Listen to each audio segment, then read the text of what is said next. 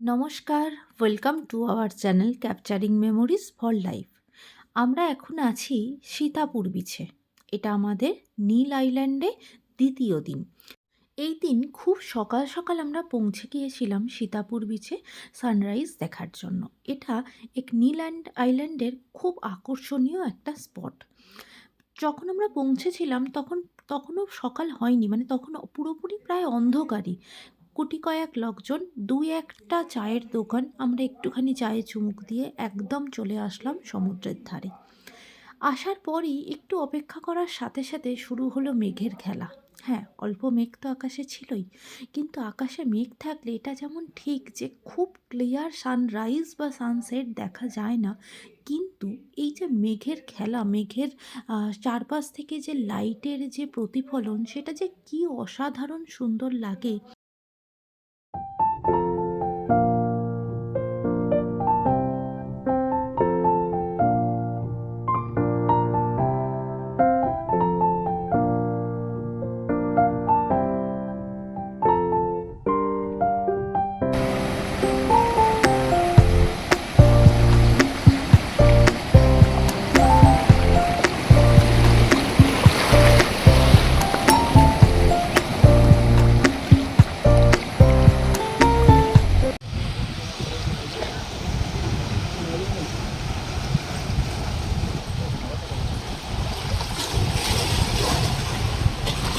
অপূর্ব সুন্দর একটা সানরাইজ দেখার পর এবার আমরা চারপাশটা বেশি ভালো করে ঘুরে দেখলাম। বেশ কিছুটা সময় ওখানে কাটালাম। কি অদ্ভুতভাবে যে সময়টা চলে যাচ্ছে, আর মনে হচ্ছে কি অপূর্ব করে আজকের দিনটা শুরু হলো।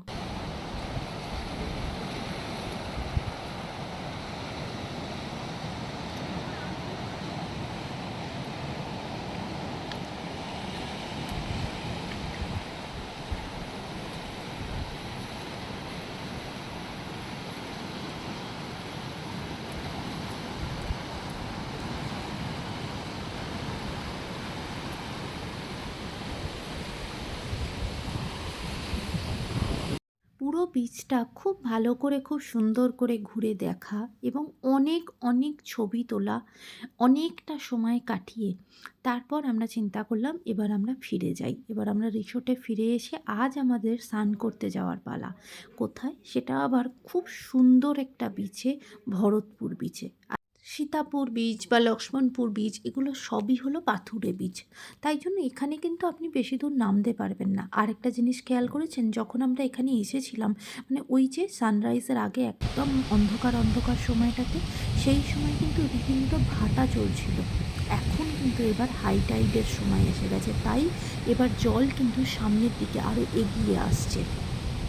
এবার ওখান থেকে আমরা রিসর্টে ফিরে চেঞ্জ করে একদম সোজা চলে গেলাম ভরতপুর বিচে। ভরতপুর বিচ কিন্তু নীল আইল্যান্ডের অত্যন্ত জনপ্রিয় একটা বিচ, তাই প্রচুর দোকান, প্রচুর লোকজন এখানে আসে। অনেকে, প্রচুর মানুষ এখানে স্নান করে, চারপাশে থাকে, এবং এই যে রাস্তা থেকে বা আমাদের রিসোর্ট থেকে খুব কাছাকাছিই ছিল, মানে 5-7 মিনিটের দূরত্বেই ছিল। একটু হাঁটা পথ ছিল, 5 মিনিটের হাঁটা পথ। হাঁটা পথে একদম আপনি বিচের সামনে পৌঁছে যাবেন, এবং রাস্তায় যেতে যেতে প্রচুর দোকান, আপনি বিভিন্ন জিনিসপত্র বিক্রি হচ্ছে, বা হয়তো যারা জামাকাপড় নিয়ে আসেননি তাদের সেই ড্রেস কিনতে পাওয়া যাচ্ছে। এবং ভরতপুর বিচে কিন্তু বিভিন্ন রকম স্পোর্টস হয়, যেটা সর্কেলিং বলুন, স্কুবা ডাইভ বলুন, প্রচুর কিছু কিন্তু এই ভরতপুর বিচে হয়।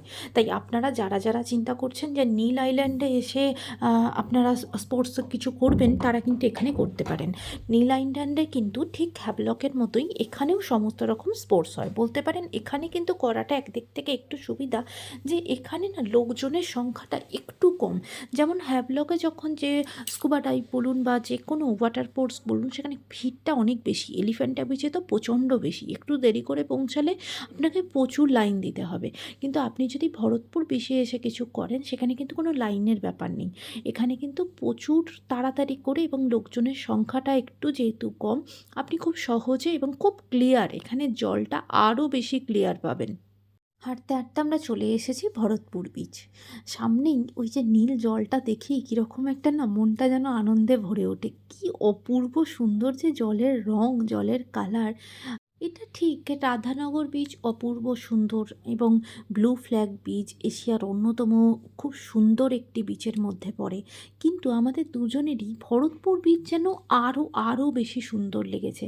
অনেকে কিন্তু এই নীল আইল্যান্ড আসাটা স্কিপ করে যান, আবার অনেকে আসলে খুব অল্প সময়ের জন্য আসেন, একদিন হয়তো থাকেন। আর সেখানে আমরা কিন্তু পুরো দুটো গোটা দিন আমরা এখানে ছিলাম, তাই পুরো নীল আইল্যান্ডকে আমরা একদম হেঁটে কিন্তু এক্সপ্লোর করেছিলাম। তার জন্য আমাদের যেন এই ভরতপুর বিচ আরও বেশি সুন্দর লেগেছিল, অপূর্ব সুন্দর লেগেছিল। জলের কালারটা কী যে রং বলে বোঝাতে পারবো না। এটা কি গ্রিন কালার বলবো, নাকি লাইট গ্রিন কালার বলবো, কচি কলা পাতা কালার বলবো, না আরও গ্রিন বলবো? গ্রিন কালারের যে কী যে শেড, কীরকম ধরনের যে শেড, নাকি গ্রিন আর নীলের মিক্সচার বুঝে উঠতে পারিনি। সেটা বলে বোঝানো সম্ভব না যে কালারটা কীরকম।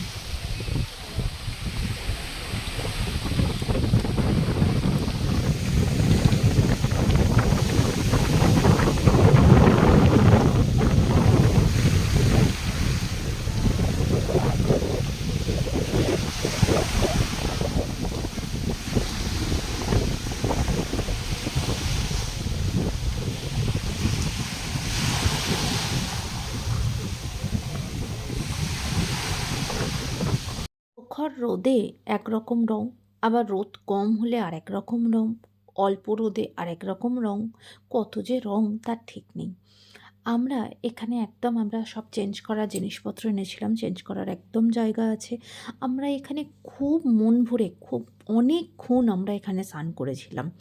আর ভরতপুর বিচে স্নান করতে হলে বা ভরতপুর বিচ দেখতে হলে গুগলে অবশ্যই সার্চ করে নেবেন হাই টাইড চলছে কি না, কারণ এই বিচটা দেখার অন্যতম সময় হচ্ছে হাই টাইডের সময়। লো টাইডে গেলে কিন্তু জল এত পিছিয়ে যাবে, সেটা কিন্তু আপনার দেখতে একদম ভালো লাগবে না। হাই টাইডে এই বিচের সৌন্দর্য অপূর্ব। ভরতপুর বিচে অনেক সময় কাটিয়ে, অনেক স্নান করে, আনন্দ করে দুপুরবেলা আমরা ফিরে এলাম রিসর্টে। ওখানে একদম ট্র্যাডিশনাল কিছু খাওয়া দাওয়া করলাম, সামুদ্রিক মাছ, বিভিন্ন রকম খাবার ট্রাই করলাম, করে একটু রেস্ট নিয়ে আমরা বেরিয়ে পড়লাম আজকে সানসেট দেখার উদ্দেশ্যে লক্ষ্মণপুর 1 বিচে। আমরা দুজনে হাঁটতে হাঁটতে গল্প করতে করতে ওখানকার লোকাল পাবলিক, লোকাল রাস্তা, লোকাল মানুষজন সবার থেকে জিজ্ঞাসা করতে করতে আমরা পৌঁছে গেলাম আর একটা কোরাল বিচ, সেটা হলো লক্ষ্মণপুর 1 বিচ। এই বিচেই কিন্তু আমরা সানসেট দেখব। তো আমরা যখন এসে পৌঁছালাম দুপুর, তো তখন একদমই রোদ, প্রচণ্ড রোদ, তখন একদম বিচ পুরো ফাঁকা, জাস্ট কয়েকটা লোকজন। আর পুরো বিচটাই হলো কোরাল বিচ।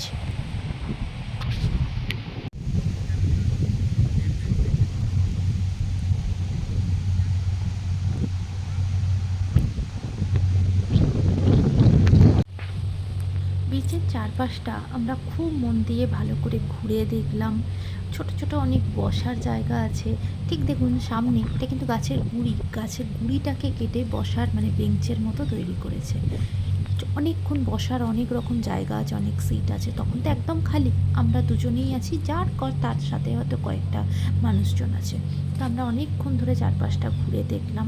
আর তার সাথে এই সময় সমুদ্রের ওপর যে সূর্যের যে লাইটটা পড়ছে, এতে যেন মনে হচ্ছে যে একদম যেমন ঠিক ডায়মন্ড যেমন চকচক চকচক করে না, ঠিক সেরকম অদ্ভুতভাবে যেন মনে হচ্ছে সমুদ্রের জলটা পুরো চকচক চকচক করছে। কী অপূর্ব যে লাগছে!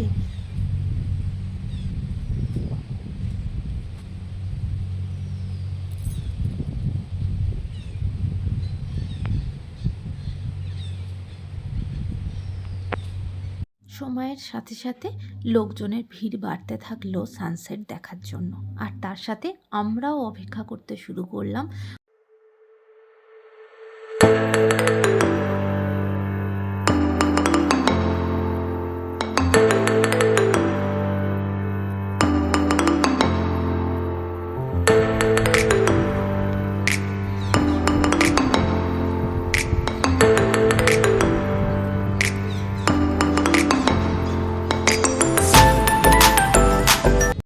মেঘের জন্য খুব ভালোভাবে সানসেট কিন্তু দেখা যাবে না, এটা বুঝতেই পারলাম। কিন্তু একটা জিনিস দেখুন, এই যে কোরাল বিচ, তাই যে মাঝে মাঝে ভাটা চলছে, তো মাঝে মাঝে কোরালের মাঝে মাঝে যে অল্প অল্প করে জল পড়ে আছে, সেখানে সূর্যের রিফ্লেকশনে জলের কালারটা যেন চেঞ্জ হয়ে গেছে।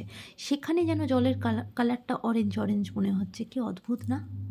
সমুদ্রের ওপর ওই দূরে একটা নৌকো যাচ্ছে। এটা যখন সমুদ্রের ওপর দিয়ে আস্তে আস্তে যখন ঠিক সূর্যের নিচে আসবে, কি অপূর্ব লাগছিল না দেখতে! দারুণ সুন্দর।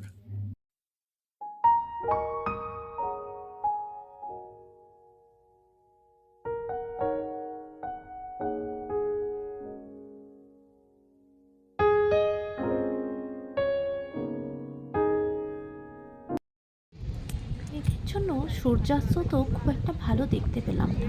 কিন্তু তারপরে সূর্য ডুবে যাওয়ার পর শুরু হলো এই যে রঙের প্রতিফলন। সূর্যের এই যে আলোতে রঙের যে প্রতিফলন, সেটা আকাশে তার খেলা শুরু হলো। আমরা চুপচাপ বসে সেই রঙের খেলা শুধু অনুভব করতে লাগলাম। কি সুন্দর! কত যে রং আকাশে তার ঠিক নেই।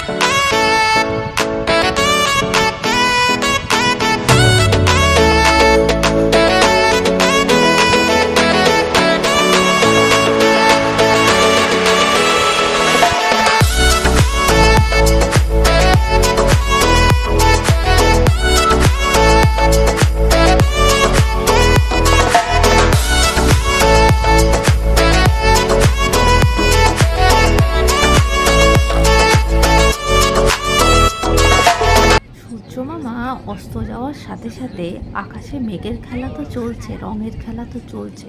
তার সাথে সাথে ওই যে দেখছেন, এক ফালি চাঁদও কিন্তু উঠে গেছে। কি যে অপূর্ব লাগছিল! ওপরে চাঁদ উঠে গেছে আর নিচে তখনও মেঘের খেলা কিন্তু শেষ হয়নি।